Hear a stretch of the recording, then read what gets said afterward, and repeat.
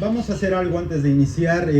Nos ponemos de pie, vamos a leer lo que hoy vamos a ver en el tema de hoy, que es el capítulo 4 de Jonás. Si nos ponemos de pie en respeto a la palabra del Señor, vamos a leerla y ya posteriormente oramos por este momento. Capítulo 4 de Jonás, si ya estás ahí, acompáñame en la lectura. Dice así. Perdón, antes de que iniciemos, ahí va a haber niños, si también tu hijo lo quieres mandar a la enseñanza con los maestros de niños, puedes llevarlo para allá. Gracias. Dice así la palabra del Señor: pero esto desagradó a Jonás en gran manera, y se enojó, y oró al Señor. Ah, Señor, ¿no era lo que yo decía cuando aún estaba en mi tierra? Por eso me anticipé a huir a Tarsis, porque yo sabía que tú eres un Dios clemente y compasivo, lento para la ira y rico en misericordia, y que te arrepientes del mal anunciado. Y ahora, oh Señor, te ruego que me quites la vida, porque mejor es la muerte que la vida. Y el Señor dijo: ¿tienes acaso razón para enojarte?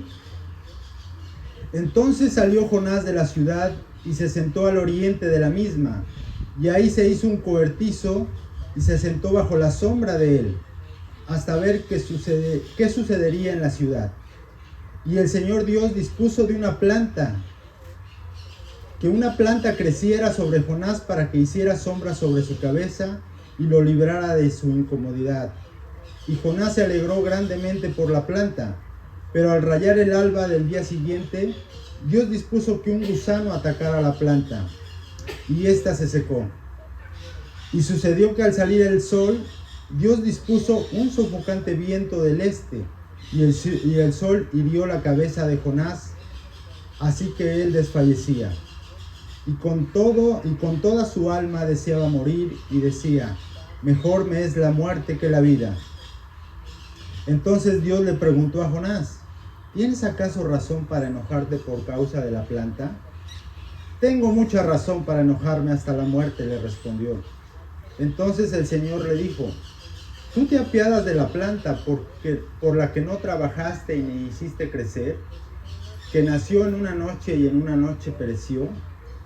¿Y no he de apiadarme yo de Nínive, la gran ciudad en la que hay más de 120,000 personas que no saben distinguir entre su derecha y su izquierda, y también muchos animales? Amén. Padre Santo, te damos gracias en esta mañana por tu santa palabra, porque este momento del día queremos que nos hables a nuestro corazón, deseamos que nos hables a nuestro corazón. No nos conformamos, Padre, con lo que ya sabemos o lo que ya hemos escuchado. Deseamos aprender más de ti, porque siempre podemos aprender más de ti. En esta mañana, Padre, oro a ti para que me des palabras tuyas y no mías. Y dependo totalmente de ti, Padre. Te doy gracias por esta oportunidad. Y oro también por mis hermanos para que sus oídos y su corazón puedan recibir de ti. En el nombre de tu Hijo amado Jesucristo. Amén. Amén. ¿Podemos tomar nuestro lugar, por favor?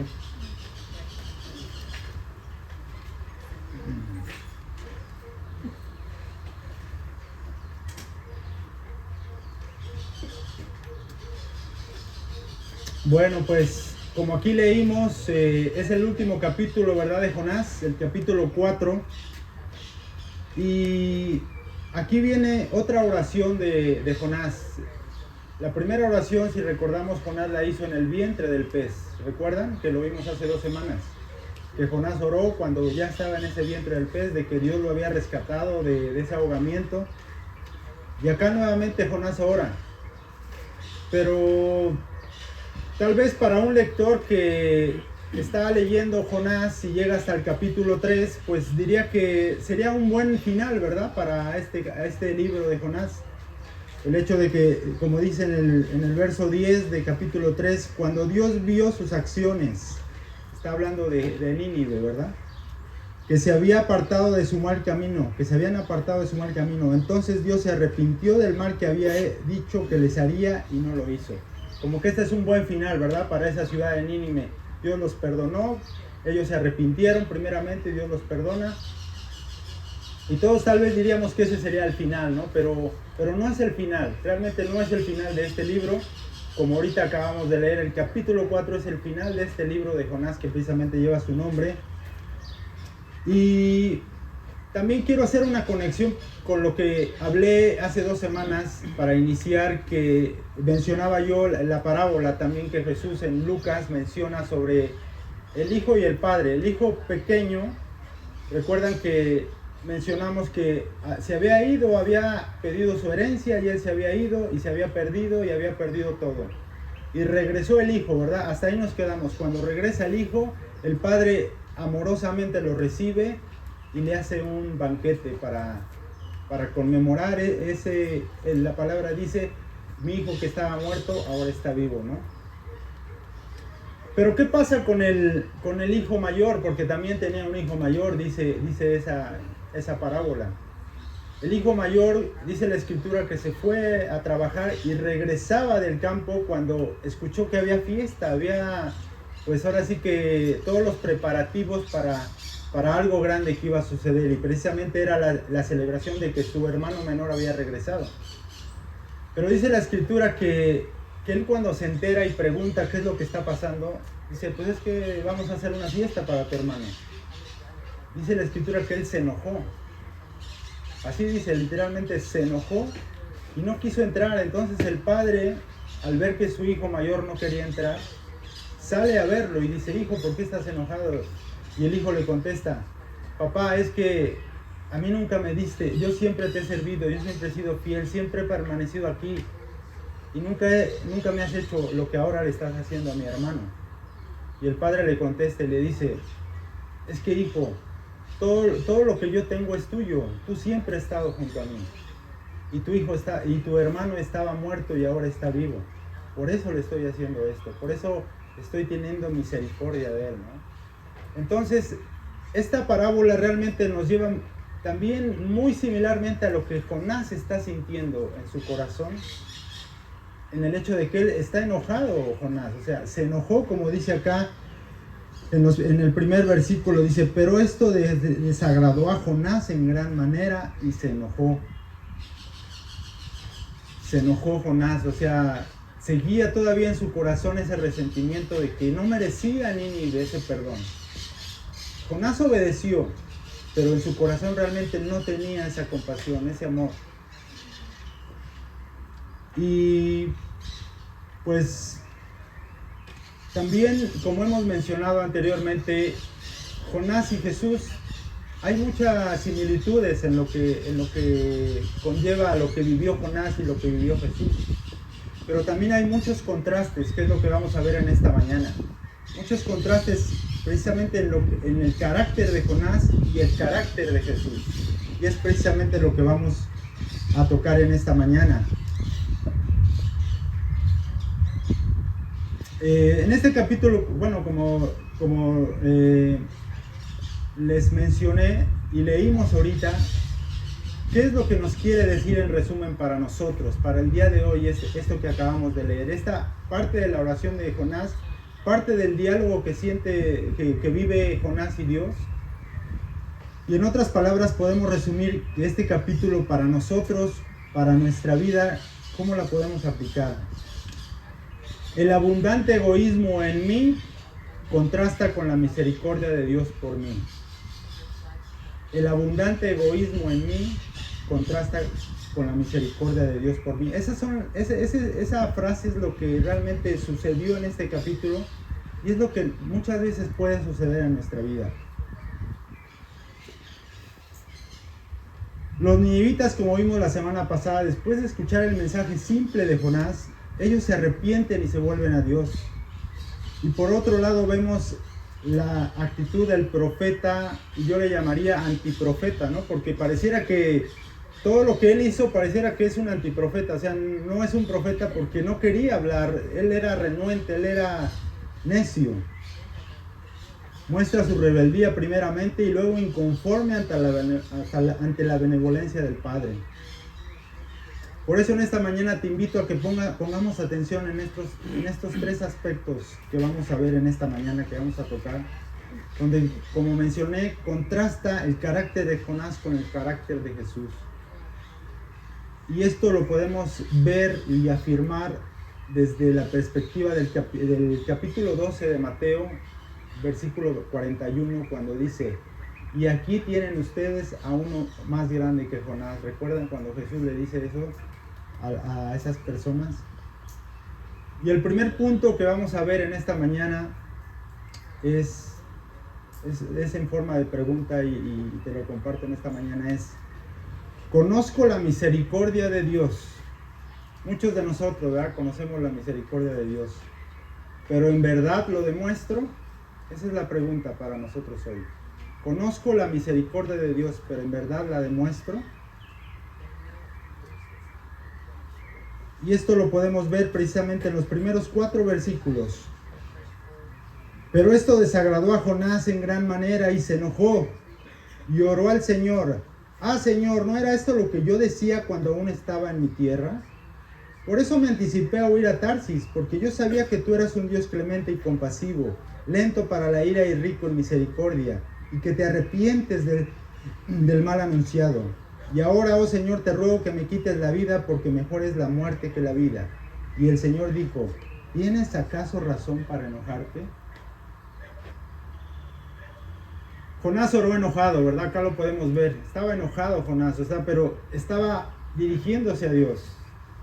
Yo espero que en nuestras oraciones nunca nos dirijamos a Dios enojados, ¿no? Creo que debemos de dirigirnos en nuestras oraciones con un corazón humilde, un corazón agradecido. Esa es la actitud que debemos de tener, y no enojados como Jonás. Pero Jonás no desconocía el carácter de Dios. No desconocía la misericordia de Dios, porque inclusive lo menciona acá dentro de su oración. Y esto se refiere, y él repite esa frase, o ese versículo donde dice: es que tú eres un Dios clemente y compasivo, lento para la ira y rico en misericordia. Y este versículo está en Éxodo precisamente. O sea, Jonás, como ya también mencionamos semanas pasadas, conocía la Escritura perfectamente. Y en Éxodo 34:6 dice: entonces pasó el Señor por delante de él y proclamó: el Señor, Dios compasivo y clemente, lento para la ira y abundante en misericordia y verdad. Este verso que viene en Éxodo es cuando Dios baja a ver a Moisés. Y precisamente en palabras de Yahvé, del Señor, se le dice esto a Moisés: que Él es lento para la ira y rico en misericordia. Y este mismo versículo lo está mencionando Jonás ahí en su oración. Pero ahora veamos a Jesús. Veamos el contraste que les dije, que vamos a ver a Jonás y vamos a ver el contraste totalmente de Jesús. Jesús, en un evidente contraste con Jonás, no solo sabía de la misericordia de Dios, sino también invitaba a sus oyentes a la misericordia, a mostrar misericordia. En Lucas 6, 27 y 28 dice: pero ustedes, los que oyen, les digo, en palabras de Jesús, amen a sus enemigos, hagan bien a los que los aborrecen, bendigan a los que los maldicen, oren por los que los insultan. En el 36 dice: sean ustedes misericordiosos, así como su Padre es misericordioso. Podemos ver, ¿verdad?, en estos versos cómo Jesús está invitando a su audiencia a que sean misericordiosos, como su Padre es misericordioso. Y no solamente lo dijo, no solamente lo enseñó, sino también lo practicó en su propia vida. Y precisamente fue en la cruz del Calvario, cuando Él, estando crucificado, oró al Padre y pidió perdón por unos ladrones que estaban crucificados juntamente con Él. ¿Cuántos recordamos eso, verdad? Y también viene en Lucas, se los voy a leer, dice: también llevaban a otros 2 que eran malhechores para ser muertos con Él.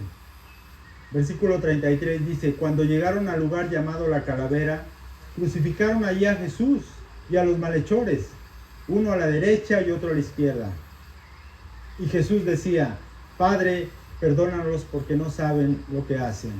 O O sea, Jesús ahí estaba mostrando misericordia, o sea, estaba inclusive intercediendo por esos ladrones que estaban ahí. Y precisamente dijo, no saben lo que hacen, Padre, perdónalos, dales, como diciendo, dales otra oportunidad. Entonces aquí podemos ver a Jesús, ¿verdad? Como Jesús, contrastado con Jonás, Jesús no solamente sabía o tenía el conocimiento de la misericordia de Dios, sino también la enseñó y la mostró en su propia vida, muriendo por nosotros. Y en esta mañana para una aplicación para nuestras vidas, podemos pensar, tal vez hay un compañero, un empleado, un jefe incómodo en tu trabajo, o tal vez tienes un cliente en tu propio negocio que a lo mejor ya no lo quieren ni atender. No mostramos misericordia con esas personas, aun cuando son incómodos, aun cuando tal vez nos están haciendo algún daño. Nosotros no mostramos misericordia.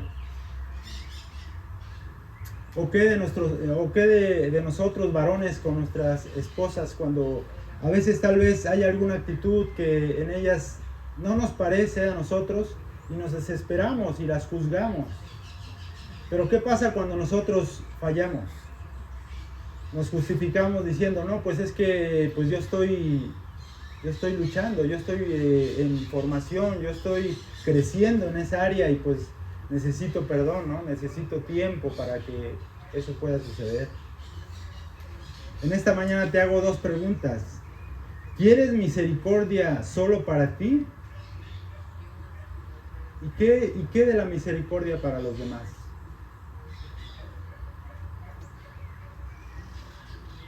El punto número 2 que quiero tocar en esta mañana es: ¿acepto la providencia de Dios, pero no entiendo su soberanía? La vuelvo a repetir: acepto la providencia de Dios, pero no entiendo su soberanía. Y esto lo podemos ver en el versículo 5, del 5 al 8. Dice así: entonces salió Jonás de la ciudad y se sentó al oriente de la misma. Y ahí se hizo un cobertizo y se sentó bajo la sombra de él, hasta ver qué sucedería en la ciudad. Y el Señor Dios dispuso que una planta creciera sobre Jonás para que hiciera sombra sobre su cabeza y lo librara de su incomodidad.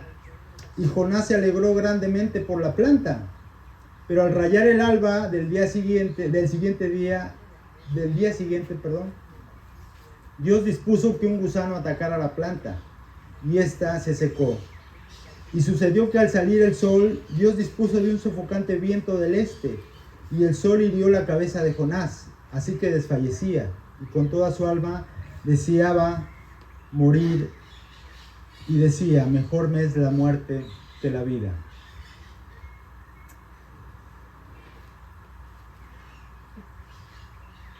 Este segundo aspecto que acabo de mencionarles, pues podemos ver cómo Jonás primeramente sigue con esa actitud indiferente, ¿no?, ante Dios. En el fondo de su corazón espera que Dios cambie de parecer. Por eso va y se sienta a observar qué va a pasar con Nínive. Tal vez él estaba pensando, tal vez Dios cambie de opinión y los castigue y los arrase y los destruya. Pero después dice la Escritura, Dios dispuso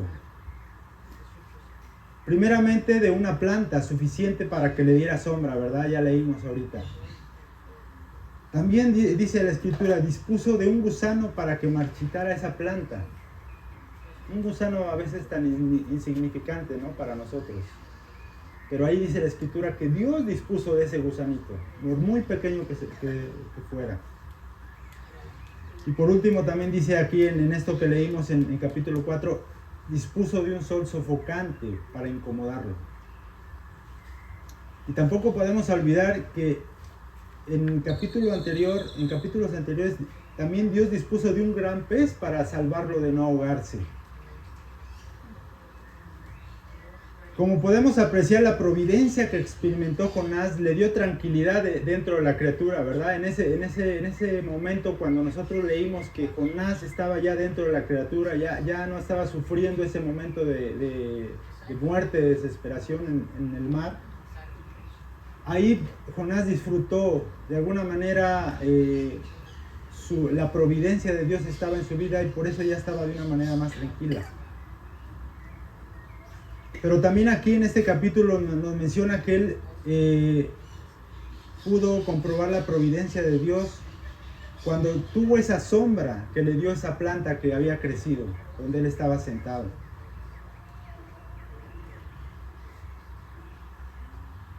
Pero Jonás no aceptó ni entendió la soberanía de Dios en el mundo natural, como el gusano mató la planta y el sol intenso que le hirió en la cabeza. Ahí Jonás cambió totalmente de actitud. En la providencia él estaba tranquilo, estaba cómodo, estaba alegre, porque dice así la escritura. Pero ¿qué pasó cuando este gusano destruyó esa planta y al otro día ya no tenía esa sombra?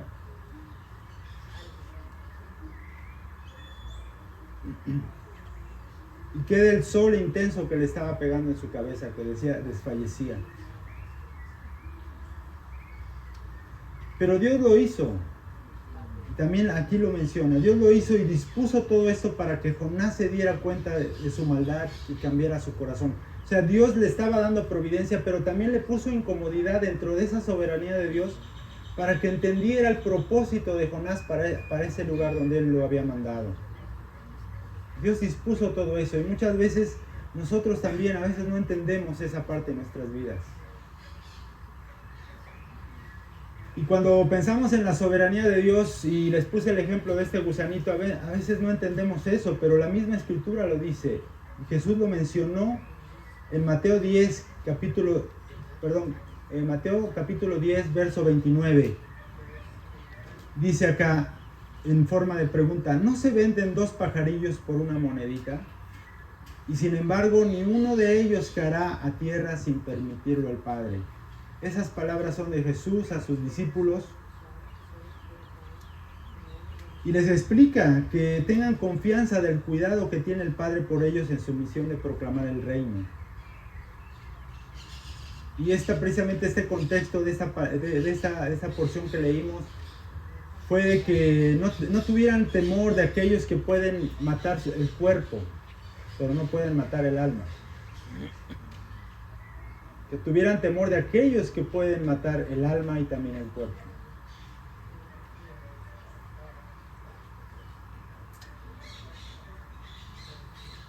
Ahora podemos ver a Jesús. Jesús siempre se sometía a los designios de su Padre. Y contrario a un Jonás enojado, Jesús oraba a Dios para que descendiera su reino. Jesús oraba a Dios para que descendiera su reino y se hiciera su voluntad en la tierra como en el cielo. Y aún en los momentos más temerosos y angustiantes de su vida, sabiendo que iba a morir, fue obediente hasta la muerte y hasta la muerte de cruz, como dice la escritura. Mateo 26, 39 dice, y adelantándose un poco, cayó sobre su rostro, orando y diciendo, Padre mío, si es posible que pase de mí esta copa, pero que no sea como yo quiero, sino como tú quieres. Recordamos, ¿verdad? Esas palabras de Jesús cuando estaba orando, cuando estaba en agonía, cuando sabía que iba a ser crucificado. Cuando dice acá, que pase de mí esta copa, a veces no entendemos mucho ese concepto. ¿Qué quiere decir ahí? Quiere decir que pase de mí este momento amargo, que pase de mí esta situación difícil. Hoy, como siempre, nuestro Dios tiene control de todas las circunstancias de nuestra vida. A Él nada le sorprende, nada se sale de sus planes y propósitos.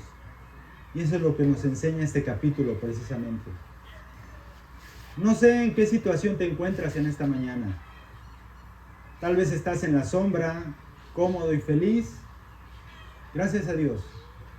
O tal vez estás sin esa planta, tal vez con ese sol que te está pegando y que te está agobiando, que sientes desfallecer. Sea cual sea tu situación, estás bajo la soberanía de Dios, hermano, te lo puedo decir en esta mañana. La sombra tiene un propósito y el sol sofocante también tiene un propósito bajo la mano soberana de tu Creador. También te puedo mencionar que no te acomodes solo con la providencia, no busques solo la providencia en tu vida y no pienses que Dios no está contigo simplemente porque estás pasando un mal momento. Porque muchas veces cuando solo buscamos la providencia, que muchas veces es pasajera, es rápida, es tan fugaz a veces esos momentos. Pero ¿qué pasa si no los tenemos? ¿Qué pasa si solamente buscamos eso? Llegará un momento en que nos vamos a acostumbrar. Y normalmente siempre lo asociamos esa comodidad con las cosas materiales, con las cosas que nos gustan, que nos acomodan. Pero si no las tenemos, si no las obtenemos, empieza a venir una frustración, un egoísmo en nuestras vidas, una decepción por la vida. Y podemos inclusive hablar, desear y pensar en la muerte, como Jonás lo dijo acá. No solamente lo dijo una vez, leímos que lo dijo 2 veces. Y Jonás en esta ocasión, solamente porque no tenía la planta, dijo: yo me quiero morir. ¿Se imaginan qué difícil corazón de Jonás al pensar eso, ¿no? Muchas veces cuando nos pasa una situación complicada dentro del día a día, un mal día en el trabajo, a veces hasta lo decimos, ¿no? Es que me quiero morir, ¿no? Lo decimos así como coloquialmente, pero realmente no es bueno hablar de eso, no es correcto. Acá quiero poner una ilustración de... Hay gente que nos ha tocado ver, no sé si ahorita hacen un recordatorio de situaciones. Inclusive vi un video recientemente de una mujer que en el aeropuerto no le habían devuelto un dinero que ella al parecer reclamaba porque no sé si no había tomado el vuelo o algo así, no sé bien el contexto, pero lo que sí vi es que esa mujer, en su desesperación porque la aerolínea no le devolvió su dinero, empezó a romper todas las computadoras, todo, o sea, ahí en pleno aeropuerto, en una desesperación, empezó a romper todo lo que vio ahí a su vista, porque tenía ese enojo, ese coraje de su dinero. Entonces, así como ese ejemplo de esa mujer, ¿cuántas veces no podemos tener ese enojo, ¿no? Porque no tenemos lo que queremos. Ya no te preguntes, ¿por qué no tengo eso que deseo tanto? Tal vez deseas un gran viaje, tal vez deseas un gran auto, una gran casa. O para ti, señorita, tal vez dices, bueno, es que yo deseo casarme, deseo un esposo, ¿no? Quiero un esposo. O tú, joven, quiero una novia, quiero tener novia, ¿no? Y como no llega la novia, pues te desesperas, te frustras, te deprimes y hasta inclusive te quieres morir. Antes de preguntarte eso, o antes de preguntarte ¿por qué me pasa esto?, deberías de preguntarte ¿para qué me pasa esto? ¿Con qué propósito en Dios estoy pasando por esto? Número 3, tercer aplicación que podemos aprender para nuestras vidas de acuerdo a Jonás 4. ¿Te apiadas en lo verdaderamente importante como discípulo de Jesús? ¿Te apiadas en lo verdaderamente importante como discípulo de Jesús? Y podemos leer en el 9, a partir del 9, versículo 9, dice: entonces Dios le preguntó a Jonás: ¿tienes acaso razón para enojarte por causa de la planta? Tengo mucha razón para enojarme hasta la muerte, le respondió. Entonces el Señor le dijo: tú te apiadaste de la planta por la que no trabajaste y ni hiciste crecer, que nació en una noche y en una noche pereció. Y no he de apiadarme yo de Nínive, la gran ciudad en la que hay más de 120,000 personas que no saben distinguir entre su derecha y su izquierda, y también muchos animales. Jonás le dio más importancia a una comodidad, ¿verdad? Como leemos acá. Y como Dios le está cuestionando. A una comodidad pasajera, como mencioné anteriormente. Y acá Dios le dice algo que ni siquiera le pertenecía como una planta, que ni siquiera él había hecho algo porque esa planta creciera. Pero sin en cambio Jonás olvidó el propósito por el cual él era un mensajero de Dios para dar buenas noticias a ese pueblo. ¿Cuáles son esas buenas noticias? El Señor nos revela la intención divina detrás de estas lecciones que leímos. Y no solamente en el capítulo 4, leímos otras lecciones objetivas en capítulos anteriores. Y la intención de Dios es la salvación. Como leímos en el capítulo 2, verso 9, la salvación es del Señor. Y es el verdadero propósito de esta historia. Y ya para concluir en esta mañana, me quiero dirigir a dos tipos de personas que estamos en esta mañana. Primeramente para ti, mi hermano. Como vimos, así como hace 2800 años aproximadamente, Nínive fue perdonada. Y hubo también un día que Dios, por medio de Jesucristo, llegó a nuestro Nínive que teníamos y recibimos el mensaje a nuestras vidas.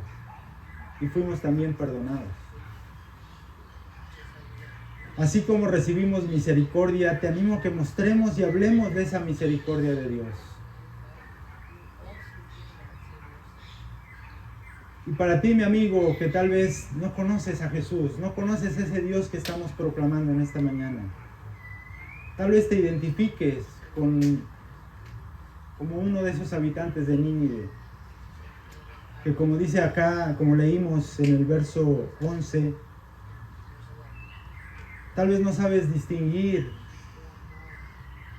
entre tu derecha y tu izquierda, no sabes realmente cómo es Dios y qué es el propósito que tiene para tu vida.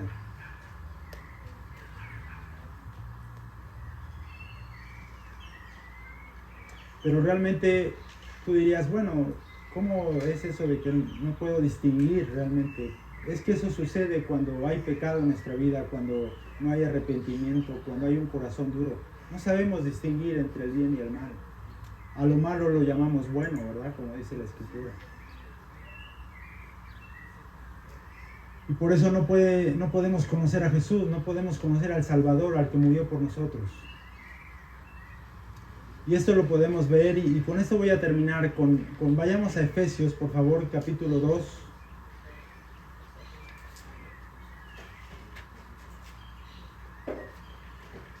Efesios capítulo 2. Y mi oración es para que te quedes con estas palabras que el apóstol Pablo le dijo a los efesios. Efesios 2, versículo 4, dice: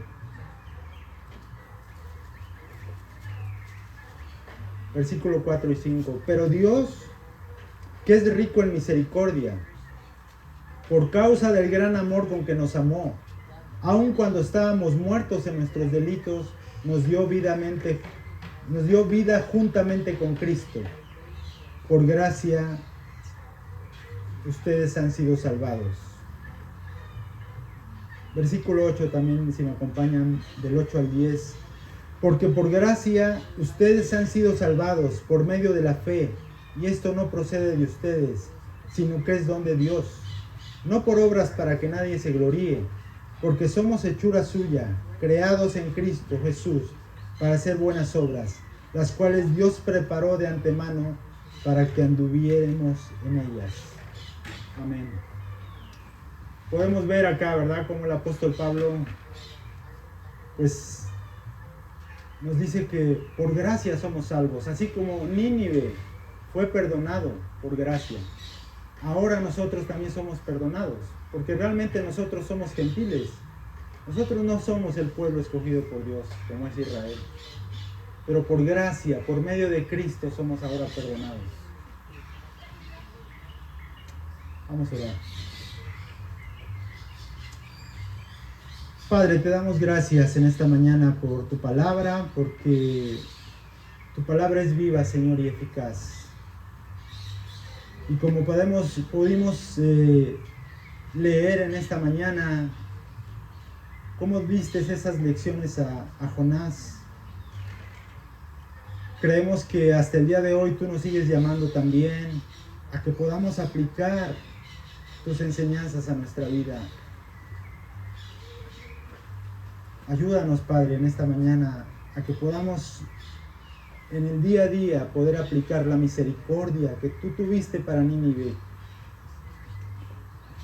que la tengas para nosotros. Gracias, Padre, porque eres paciente y rico en misericordia. Muchas gracias porque nos esperaste tanto tiempo para poder reconocer que necesitábamos a un Salvador, a un Cristo, que ese lugar que nos correspondía lo ocupó Jesús. Te doy gracias, Padre, por eso. Gracias, Padre, porque también queremos entender que tu soberanía está sobre todo.